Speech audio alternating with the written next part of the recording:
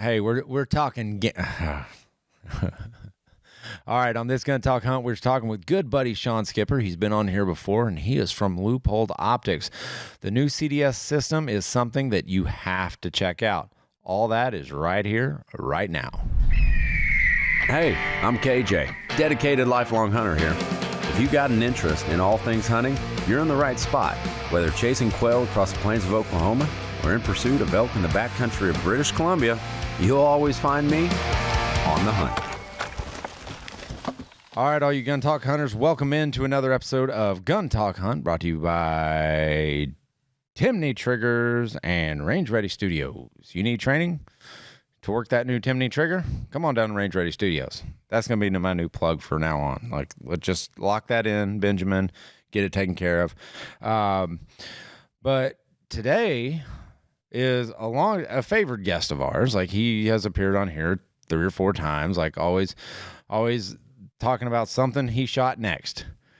Usually you're more shaved, like you have less hair, but it's our good buddy from Leupold, Shawn Skipper. Welcome in, bud. Thank you, man. Thank you. And yeah, been living up in the Pacific Northwest for almost 6 years now. It felt criminal to not eventually grow a beard, fit in a little bit, Well, I mean, on the other hand, like, you could have been in Montana and you had had to grow like the handlebar mustache out, and it would have been a little thinner beard. True, but yeah, moving to Montana right now is tough. They're kind of ever since Yellowstone got popular, they've been hanging no vacancy signs at the border. So just all around the state line, no vacancies. Please do not attempt. Yeah, if you move, if they see an out-of-state tag, they're like, "When are you leaving?" Who invited you here? Like, yeah. No one wants your kind here. Man, I think that's. I guess another country, they want to see you return air flight. Yeah, yeah. No one ways. Yeah. Man, I think that's how it goes. Like most places, like, I mean, you see an out of state tag roll up into your hunting spot, you're kind of like, man, come on, who told you? It was at KJ on Gun Talk. He put it on the message board, I bet. Yeah. Hey, every week, man, I'm dropping GPS coordinates as to all Shawn Skipper's favorite spots. It's just going totally rogue. That would be like the ultimate friend breakup, right? If you and your buddy had it out, just killing him with his spots. Oh yeah, I mean that would be a good friend breakup. Like, man. Screw that guy. I'm giving away all his spots. Like, he was at this location at this time. He says the smallies are running at this time.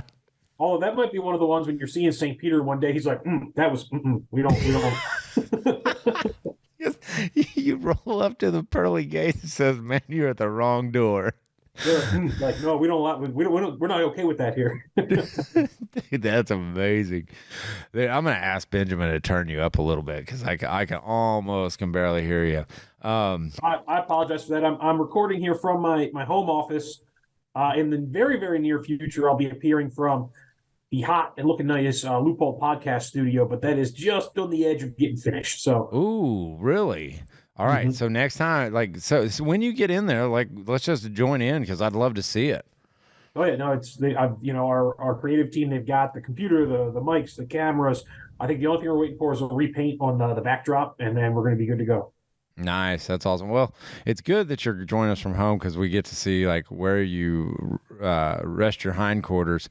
Because man, in the background, if you guys are listening to this, I'm sorry because man, he's got great muley racks in the background. He's got a fantastic velvet whitetail from Kansas. It's just I love to see everybody's backdrops. Like I love to see, how they decorate. Yeah. No. When I moved into where I'm living now, I added a second bedroom because, well, partially the space and partially it was middle of COVID when everybody was working from home, and definitely needed an actual home office because working from the kitchen table got old fast. I believe I recorded a podcast from my old kitchen table. You did. I do remember that. What's actually funny about that is my wife works from home, and so during COVID and all that crap, I worked from home for maybe like 2 or 3 days, and then I got really bored. Because, dude, I found myself snacking all the time. I was like, I'm eating all our food. Like this, I would be a horrible, horrible survivalist. Awful. They'd be like, KJ, we got enough food for 9 months. I was like, a month in, we get no more food. We got no more food. Like we're all out. KJ was snacking. Yeah, what I found was, at home, I felt I'd be like, man, I just put in an hour's worth of work, good work, and I turn, it's 9:03, and I'm like, huh.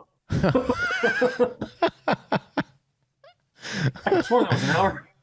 That is bad. Well, my problem was I'd sit there and I go, all right, man, I really put in a solid 30 minutes. I mean, I put in a solid 30 minutes and I got an hour and a half ahead of where I needed to be. I'm like, well, I'll just jump over there and play a little Call of Duty. So I get to playing Call of Duty and all of a sudden it's like, oh man, it's 3:00 in the afternoon. You were doing product research. Oh, it was all product research. I mean, there's a lot of like fancy guns in Call of Duty. You were interfacing with the consumer. Yeah. Oh, 100%. It was probably like a 12-year-old kid that can't buy a firearm, but he was giving me the what for because his mom forgot his lasagna. Oh yeah, and he definitely smoked you in Call of Duty. Oh yeah, he did. Yeah. Oh, dude, their reaction times are so much quicker than mine are. We always joke though. You ever picked up like an old game from when we were younger, and now you try to play it now, and you're like, what? How this? This is so easy. No, it's always easier. Well, you always go, so we sit here and we talk about like, oh, when I was a kid, like, and my sons love to hear those words from me. And I told them, I was like, look, when I was a kid, when you died on a level, you started the entire game over. So don't give me none of this BS of like, well, I got to go back to the previous like scene. I'm like, man, I had to go back to the start. No, I mean, the original Mario Brothers, man, you could play that for 3 months before you got to the 5th stage. And it was like, when you got there, you're like, it's a whole new thing. What is this? Yeah. And then you're like, great, I'm going to die every time until I figure out the exact timing of it. Dude, that's so funny. That's why we were better at memorization back then. That is true. Because, I mean, I watched, I don't know. I haven't watched many kids play games like back from our day. Like, we're so old. God, this is turning into like an old guy reflection podcast. We know each other too long, man. I know, but it's funny to reflect on like all these like memories you have as a kid growing up, and like a lot of times, like it was a real treat when you got to go play the Nintendo 64 down the street at little Bobby's house because his parents were like, "Hey, you have an hour and you can have 2 friends over. What are you doing?" And we're like, "Well, crap, we're playing some Super Mario or we're gonna play some Sonic." Yeah, dude, but my absolute jam was Tecmo Bowl. Bo Jackson could not be stopped. You gotta have the no Bo Jackson rule, man. That ain't right. No, I know. Or who else was it? Marcus Allen couldn't be stopped. Like those guys were unbelievable. But nothing better than old tech that is well past its prime. But it was great in the moment. Yeah, I mean, old tech's good, but new tech is better. And I guess that kind of leads us into like what I wanted to bring you on. I guess everybody's like, well, why'd KJ have Skip on? Well, Shawn Skipper has been with Leupold for how many years now? It'll be 6 in October. Jeez, long time, man. Good for you. But we've seen technology in the optics place grow, and with growth comes better hunts, better clarity, and you have just gotten back from a couple of great hunts using some new tech, I'm sure. And I just want to kind of run through and chat with you about that. No, absolutely. And you're right on the tech on the optics world. We can get more into that in a little bit, but I mean, there are a lot of the listeners to you guys' podcasts, I imagine, have been hunting long enough that, the original rangefinders were coming out, right? and prior to that, big boxes. Yeah. And prior to that, you really were eyeballing it and just using holdover reticles that were mostly maybe okay. Yeah. And now we've progressed to a point where you can range 5,000 yards and spin your dial to the precise distance. And we've changed the way we do things for sure. Yeah. Well, it's not necessarily a bad thing because you look at the technology and the advancement, and everything is built to make us more efficient and better hunters. I mean, I think that's the end goal, is to make a better, cleaner, more ethical shot. no longer are the days. I mean, and you can still do this, and the guns are great. Peep sights are great. Having a ghost ring is awesome. But man, there's something about being able to go, okay, that deer is at 325 yards. And you can, okay, used to it's like, okay, I got to hold over. My wind is this. Now with technology and like the CDL style custom dial system from Leupold is a great example of that, because now you can go 325 yards. All right, 3, and then you go a quarter. And you hold dead on. Like there is no like I need holdovers or anything like that. It dials it all for you for your whole system. No, absolutely. And you're right. All it does is allow you to make, better, more ethical shots on game. Some folks get a little spun up. Is this too easy? Is that too easy? Making an ethical shot is not an easy, hard thing. Like that is an important thing to do. You've still got to find the animal. You've still got to get on the animal. The woodsmanship, the skills are all still there. And every year, as many hunters know, in some spot, especially if you're a public land hunter, hunting's getting tougher. Yep. Getting on the hobby of animal you want is getting harder. So you're still being challenged. The tech, all that's letting you do is make a better, more ethical shot. Right. And the common argument with that is well, my granddaddy or my great granddaddy, he hunted with a 30-30 and he hunted in red plaid. Good for him. Maybe that's all he could afford. Maybe that's like what was kosher for the day. But man, you look at camo patterns, more technical clothing, the bullet development. Look at the 7PRC and all the popularity it's gained, and the 6.5 Creedmoor. Look at all the new cartridges that we're in right now, and the new tech that we're in right now, top to bottom. Look at your mountaineering gear, your camping gear, your backpacking gear, all your packs. I guarantee you this, if your great granddaddy was sitting there with you today and you could say, hey, your 90-pound pack you used to carry around in the woods, what if I told you I could trim that down to 25 pounds?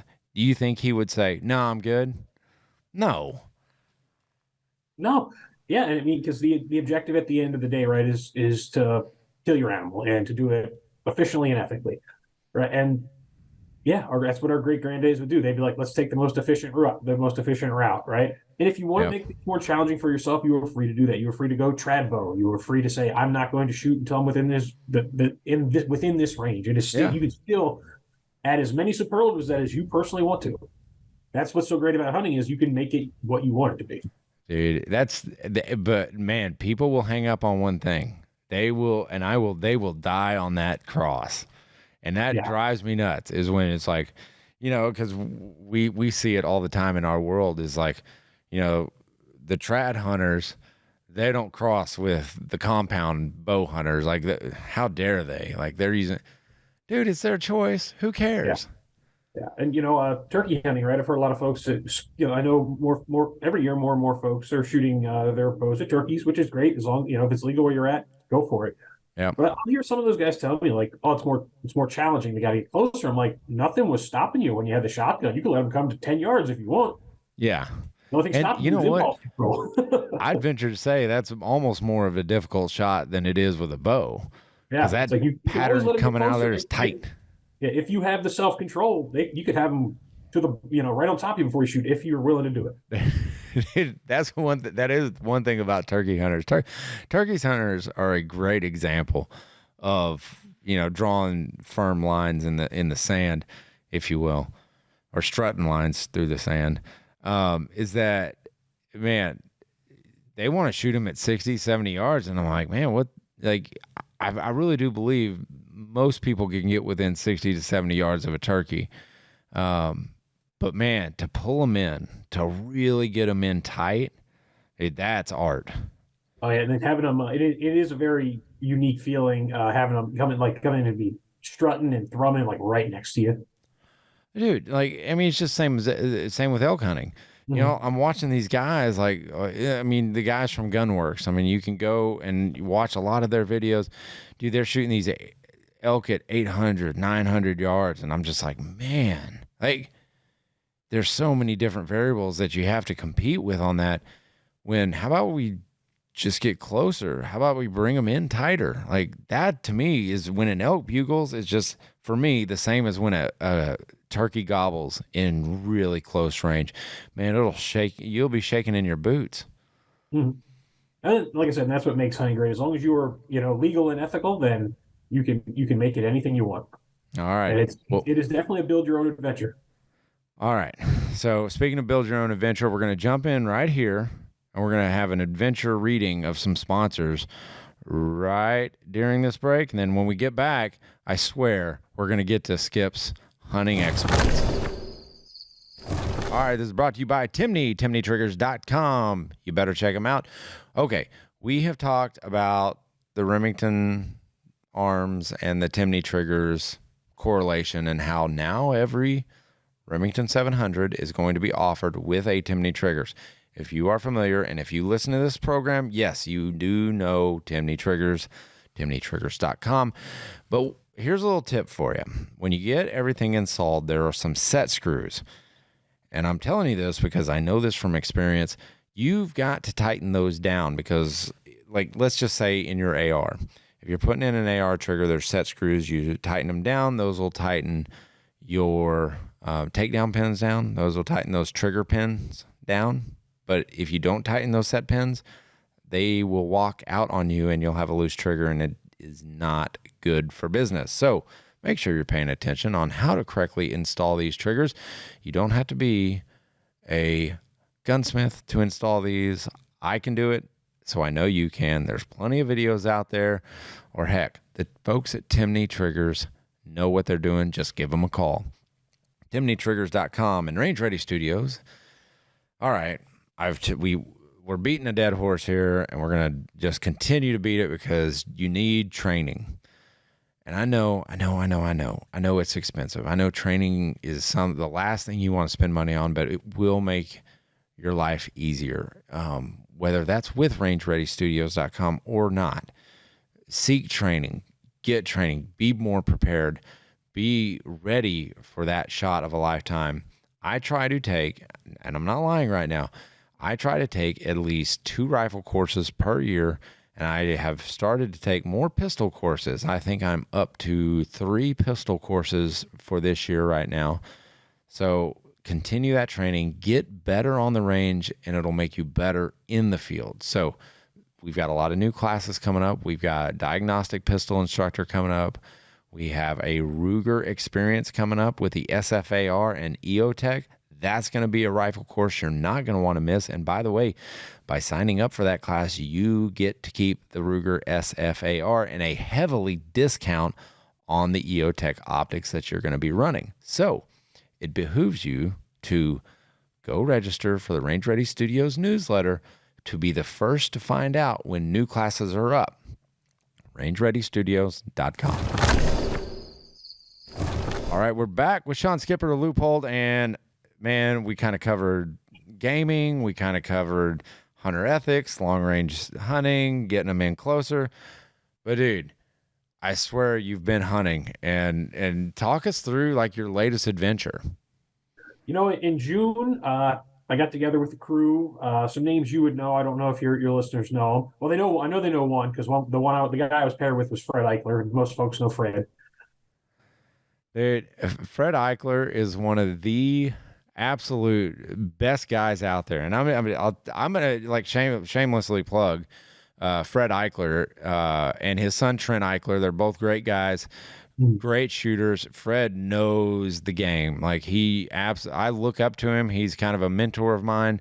I really love the way he does things. Like he does it right, and you got to go hunting with him, and he is a trip in hunting camp. Oh yeah, so we went down to New Zealand, South Island, outfit called Glendine hunting red stag, tar. The Himalayan tar really thrive down there in New Zealand, up in those mountains. From what some of the locals were saying, they're doing better there than they are back in their native country, where they're almost impossible to find anymore. The population's booming there, but you've got to go up into the hills to get them. When I say the hills, I'm talking, very close to what we consider goat or sheep country here in in North America. It's rough country. And you're telling me you walked up mountains? Oh yeah, slowly, but I got up there. So we got down there and I got to hunt with Fred for a few days. We had our guide. And, normally when I've hunted with Fred in the past, it's out of his own outfit in Colorado where he's kind of running the show. This was a rare occasion where we were just hunting buddies, right? He was a client the same as me. Yep. And we had a ball. I had the opportunity to shoot very nice red stag on the first morning. And Fred and I, and this, are both little well known among our friend groups for like being ready to squeeze the trigger on like the first good looking animal. Thing. So first morning we're out there for like 20 minutes and we spot a stag and we're like, let's go kill it. And our guide's like, well, let me show you some more. So we looked down at like 3 more. We're like, all right, now let's go get it. We saw more. Like, you didn't have to tell me twice. And our guide, she was like, "Oh boy!" Like she was starting to realize what kind of clients she had. Oh my gosh, that's so amazing. We spent about an hour hiking up around, getting around on this thing, and he was just kind of hanging out. It was a bachelor bull just kind of out by himself, and he was actually getting ready to bed down when we came up over this rise. We were able to get set up and get a shot on him at a couple hundred yards. So first, like right off the bat, red stag down. So we worked on him, hiked him back down to the truck. It's like, all right, now we're gonna go back. And Fred's like, I want to shoot a chamois instead of a stag. He's killed some red stag in like Argentina and other places. And the guy's like, okay, well, so if we go up here, it's gonna take us a while to get up there, but we're able to glass down, maybe find a chamois to go after tomorrow. Because it was already noon. We'd been on this thing all morning, and then we got it out of there. Then we had lunch, and so we started. And I know Fred. If we go up there and we see a chamois, we're going to hunt it. And, flashback to about 2 days prior, as we're flying into New Zealand, I'm kind of talking to some of the other guys on the trip. I'm like, man, all right, stag I can do. Tar's going to be up there, but I can do it. I'm just glad we're not hunting chamois on this trip. And then 48 hours later, I'm sitting on a rock in chamois country like, what am I doing up here? Like, why? Why am I here? Why you got to do this to me, Fred? Come on. So we get up there, and sure enough, they find a chamois, and they put the moves on it. I watched Fred kill his first chamois, and we're way up in the rocks somewhere. And naturally, just like a lot of mountain goat hunts, when it died, it is our rolling downhill, and not the way we needed it to roll. Oh no, you had to go after it. Well, I mean, you're gonna go after it, but oh yeah, I had to go get it, come back up, and then start dropping back down. We got back to the truck about dark, and it was we were just toast. It was a day. Dude, how I just want to know, how good did it feel to sit down in the vehicle on the way back to camp? That would have been. Yeah, it felt fantastic. And, our guide, she's been guiding down there for years now. She said that is the first time she's doubled on a stag and a chamois on the same day. Because, again, normally they're like, all right, we might go find a chamois to hunt tomorrow, but we're not going to try to kill both these in the same day just from time perspective. Right. That to me would be the adventure of it, is, man, doing something that the guides have never seen. And and I know, like, normally when people think, and I think how shame on all of us, backwards thinkers, but you keep saying she, your guide's a she.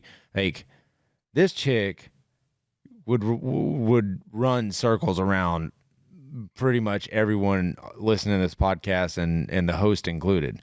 Oh, absolutely. Like, you said she was an absolute machine. Oh yeah, her name's Bree. Of all things, I fly all the way to New Zealand again. I got a guide from Florida. Are you serious? Yeah, don't even have a Kiwi. Got a good old American girl. No Kiwi, huh? That's a shame. Everybody else had a Kiwi. We had a girl from Florida. But no, that's funny. She lived in New Zealand for a while now. Got into the guiding business. It's fantastic. Amazing little athlete. It was funny. There were a few times where she wasn't necessarily hiking with Fred and I. Like, she would I'm going to go check on this, or point A to point B. And she would run up the mountain, like literally a sprint. Man. And there are a few people that size 4 feet, like she could hit the goat trails. She'd be like, I walk the goat trails because it's easier. And I'm like, Bree, I wear a size 14. My foot doesn't fit. That's funny. I need about 3 trails. Yeah, give me 3 of those trails combined. Yeah, that's called a cattle trail, Skip. Yeah. If we caught a cattle trail, I'd be all right. Yeah, then I'll be good. Give me a 2-track. I'll walk down the 2-track. Yeah, but no, she was fantastic. And after we got the chamois and the stag, the next day, after getting a little slower start, we went up to Tar Camp. And over the course of about 48 hours, went up again, back up into the steep stuff, the rocks, getting up to where there was, down there was winter. We're in the middle of their winter in June. Yeah. So there's snow and there's ice when you get high enough. And from what they were saying, and I haven't done my homework on Tara, so I can't question them. But they say in a strange flip flop of everywhere else in the world, when it snows up top, the tar go up. That's nuts. Yeah, they get They higher. like it. It gets worse. Man, I don't think I'd want this. So, all right, Skip. What I got to know what optics you guys were shooting. If you can say. I don't know if you can say. No, so nothing embargoed on that one. We were running the VX6 HD 3-18. Okay. Had the either the fire dot reticle or the TMOA illuminated TMOA reticle, depending on who it was. So I had a little bit of both. So the VX6 is the flagship, the top girl of the gold ring line. Goes from 1 to 6, 2 to 12, 3 to 18, all the way up. We got a 4 to 24, which is probably the chief hunting rifle scope we make. Like if you want the best of the best. Yeah. And no, it is absolutely a game changer. You got the CDS, you've got incredible low light performance. You have got holdover reticles if you want them. Like I said, that's what the TMOA there is for. You've also got windage on that. With some of these longer shots in New Zealand, especially maybe ridge to ridge, we were holding wind occasionally. There was enough going on there that you had to. It wasn't usually you were high, and these critters weren't letting you get a lot closer than 300-400. Ooh, man. So of course, the one moment I was sitting alone by myself, while Fred's up there hunting a tar, he's a little above me trying to get on a tar, and then just this massive bull tar, I'm already tagged out, just like walks over to me and waves. He's waving. He's giving you a little. He's nuzzling you. He's like, "Hey, buddy, what's going on up there?" Friends of yours? Yeah. Just walks right by him like that's just always how it goes somehow. Yeah, they know somehow. They always know. So I actually just did kind of a video over. I did a video over the VX3 HD. And selecting your reticles and why I selected the reticle that I did. I used the Winplex reticle on that particular hunt because a simpler reticle for me was an absolute. When you're shooting really small critters like prairie dogs, like I find it easier when I have a fine aiming point is better for me and a simpler reticle. And I absolutely love the Winplex reticle for those type hunts. So you chose the fire dot. Yes. So why is that? The 6 does not offer the Winplex, and that is something I have, argued with folks about before. Oh yeah. The Winplex is not available in the 6, but the TMOA, it has holdovers both for elevation and for windage. So if you want that windage holdover, we do have a solution in the 6. It's just not the Winplex reticle. I personally love the Winplex myself. If I'm running a VX5 or a VX3, that's absolutely what I go with. Yeah, and I find it just the simplicity of it. Anybody can pick it up, and they know, okay, crosshairs, aim for that. And especially it's the perfect marriage with the CDS system, right? So if you're dialing for distance, you can hold dead on elevation wise, then you just adjust the hold for your wind. Bing, bam, boom. Before you know it, you're elbows deep in your critter. Yeah, and that's what I love is because of the CDS system. And so if you're listening to this and you're like, well, they keep throwing out CDS, it's their custom dial system. Walk us through that, because I think that's one of the cooler things that Leupold does that doesn't get a lot of publicity, and it should. Mm-hmm. So the CDS, or custom dial system, is available honestly for nearly any scope we make. Anything in the gold, just about anything in the gold ring line, you get a voucher in the box for a free CDS. And if you're a black ring owner, so Mark V, something like that, we can cut you a dial. It's just not part of the package. But the gist is we offer you a free replacement dial for your elevation adjustment. And what this dial will do is it's going to be cut or doped out to whatever ammunition you were shooting out of that rifle. So let's say you've got a 270. You buy a VX3 HD with the CDS. You pick out something from, I don't name one of you got an ammo sponsor. I don't want to speak out of turn.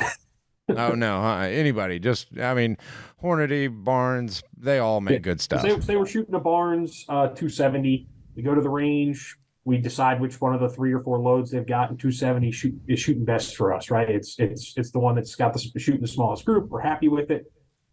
You go home, you use your free voucher from the box. You go on our website. You answer a few easy questions, the answers to which are almost all on your box of ammunition. Things like green of your bullet, muzzle velocity, the ballistic coefficient, G1. That's almost always on the box. throw a few other things in there, like the average temperature, the average elevation of where you're going to go shoot this rifle. We send you a dial that is cut to that load that will go on your scope, goes right on top, replaces your standard elevation turret. And now, rather than adjustments in MOA, what the numbers are going to signify are yardages, or for our Canadian friends, meters, if you'd like. We can do that. Well, yeah, we can do that. You can do that. All right. Friends, but that is doable. That is an option you can select. And so now, when you get on, you get on your mule deer, we'll say you range him and he's 280 yards away. Rather than having to look at a dope sheet that you've maybe taped to your stock like the old days, or getting your phone out and running the math on your phone, which I know is more common now. Yeah. You just look at your elevation adjustment. You turn to 2.8 or roughly 280 yards, and hold that on, and you're already pre-adjusted. It's a cheat sheet for dope. Yeah, and so just a heads up. So picture yourself in there, and you're in your scope. You see the animal, and you come off. You range him and go, okay, 280. So you can get back on the scope and just glance up a little bit, and then you can make your adjustments rather than having to take your full head off and look at your phone or take your eyes off the animal. You can have that animal basically centered up, ready to fire the shot within seconds if needed. So I think that's one of it's an additional benefit to me, is not having to take your head off that stock. Because if you get a good seat in your rifle and you're locked in, you don't have to go looking around, especially. That's why I love hunting with buddies. That's why I like having someone there with me, because they can call out the range, and heck, they can reach over, and if they know how your dial system works, they can dial it for you, So there's a lot of benefits. You've done rifle training courses. One of the worst things you can do is break your position on your rifle if you don't have to. Yep. The other thing is, if you're hunting alone, you really don't want to take your eye off that animal for any longer than you have to. Sometimes they might give you the slip, and then you can't find them again. Yep. If you're hunting animals that are traditionally herd animals, you might lose them in the herd and be like, oh no, which one was I on? Yeah. And then have to, once you lose them, you got to start the whole process over. You got to find them again. You got to range them again. Yeah, because it's just a double check on yourself. Just to make sure you're doing things the right way. And I'm telling you, it's so easy and so simple. I know some folks get a little intimidated by having to enter the information. Right? Not everybody's a ballistician. I get it. Right. Like if I'll bring it up on my computer right now. Just leupold.com/CDS. That'll get you to or custom dial system, or bring up the page. Come on. My Wi-Fi is being a pain. While you're kind of going through that search and looking up stuff, one of the things that I thought about, and I know this would work, I've got a custom dial system for, let's say, Oklahoma in November timeframe. I kind of take the averages of what I've experienced as far as temperatures over that time frame, and so I can cut a separate dial for Oklahoma. Like, that's specific for that time of the year in that area. So when I get back to Louisiana, and I'm shooting my rifle during the fall, and the average temperature is, like 92, I can just replace the dial, right? Yeah, absolutely.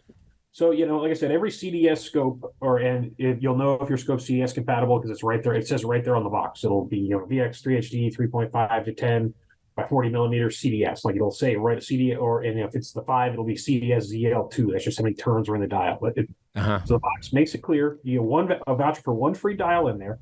And if you want to get a second one, you can order that. It's a small additional fee. Typically, it's $80. I believe right now we're running a promo where it's about half of that. That's not bad. We're trying to push that second dial purchase right now, so they're available at a discount rate for a short time. Yeah, in terms of entering them, once you wind up on our CDS page, here's all you got to enter: serial number of the scope. You know that because it's right in front of you. Yep. Cartridge caliber. I hope you know that by that point. Lord help you if you don't.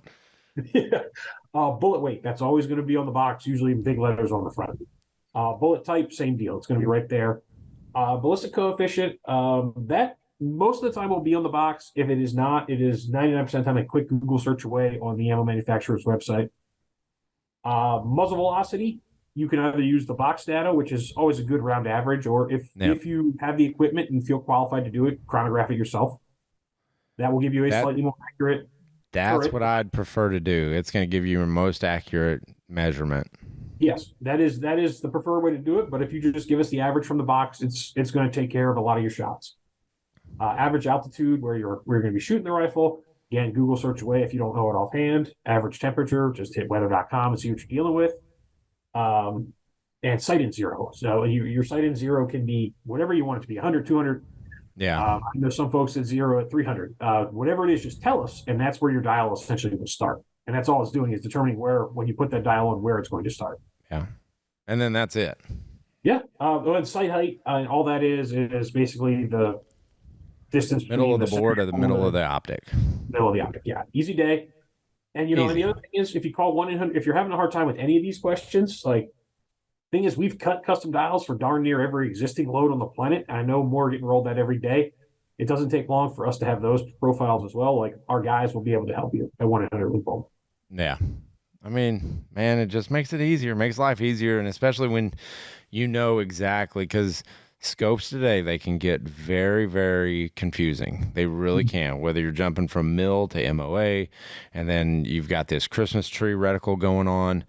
Man, you can get lost in an optic. If you are not familiar with that optic, you will get lost. I promise you, if you're not used to dealing with it and you're just like, man, I'm going to go order the new whiz bang from Leupold. And you're like, holy crap, what's going on in the reticle? Man, if you do not know what you're doing, there's a steep learning curve there rather than see a number, dial to a number. Like, that's kind of as easy as it gets. Oh, yeah. Yeah, and it keeps it easy because, right, holdover reticles on a second focal plane scope, as you know, right? Yep. They only work on max power, or they're only accurate on max power.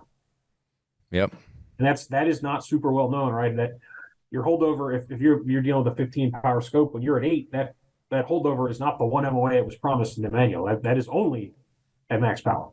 Right. And that's what's funny about it. That's, man, forever. Like, when I really started out real early and I bought like my first optic, I had always thought, well, the holdovers are always the same. Like, I didn't understand. I didn't know what I didn't know, because I was so young. I think I was 19 or something when I bought my first like real like scope, and I bought it and I'm like, why am I missing with at a 6 or an 8 power?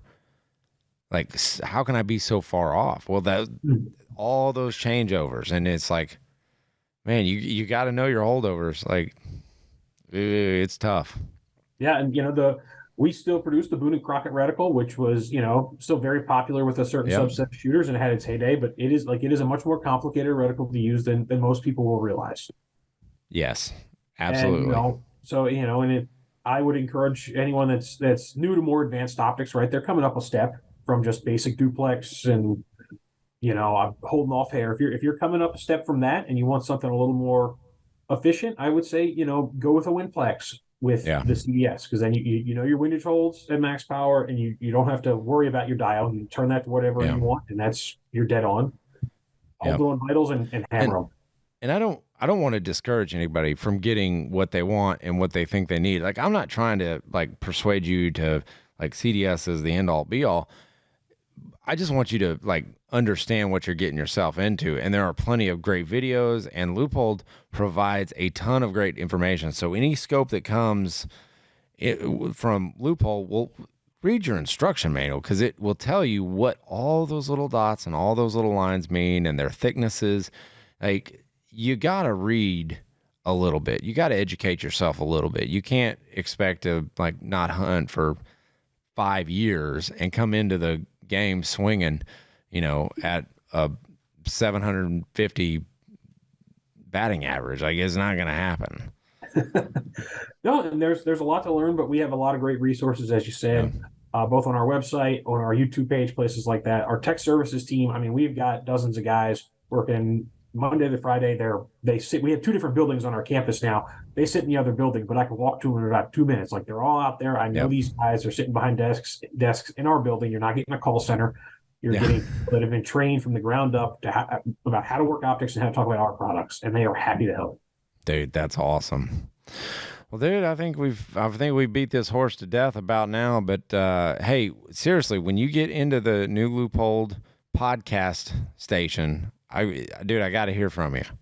Absolutely. We can. I always love talking to you. We've got, the BX4 Range HD, which I know we've talked about a little bit. That's going to be samples of that are going to be getting out soon. So I'll have to make sure I get you ones. And then next time that'd we be talk, awesome. we can talk about it. I can bring my rangefinder guy on with me if you want. That'd be cool. I'd like that. Yeah, let's talk. Technology product line manager knows more about that kind of stuff than we'll ever be able to learn. He starts talking, I get like the glazed over eyes. Start to gloss over. Just it's kind of like being back in calculus in high school when I realized I'm going to work in marketing. That's funny. But yeah, that would be cool to talk about, to have kind of just a range finding deal, like a whole podcast over just range finders. Oh, we can absolutely set that up. And we've got a lot of really cool tech coming that'll as we get towards that SHOT Show part of the year, which don't start talking about that right now, man. I'm not ready for that. I'm not ready to have that conversation. Yeah, we've got some really cool stuff coming then that I can, probably not on the podcast, but I can start cluing you in on in private. We'll figure out how we're going to cover it when the time comes. Perfect. All right. I love it, man. Shawn Skipper of Leupold. Hey, man, he's one of my favorites. Like, I'm not going to lie. Like, well, he's a good one. That goes both ways, buddy. I remember when we first met each other, we were in reverse roles here, and it's been a heck of a run. It's an odd way to do it. Yeah, you were the marketer, and I was the editor. But now you're the editor. Yeah. Oh, how the tides have turned. I don't know if it's for the better for anybody, but I don't know. But I love to continue to be able to hit you up and talk shop, man. But likewise, right. I'm happy to come on whenever you guys have a spot, and let's keep doing some great work together. Sounds good, brother. All right, Gun Talk hunters, you know the drill. You better keep those muzzles pointed in a safe direction and always be on the hunt.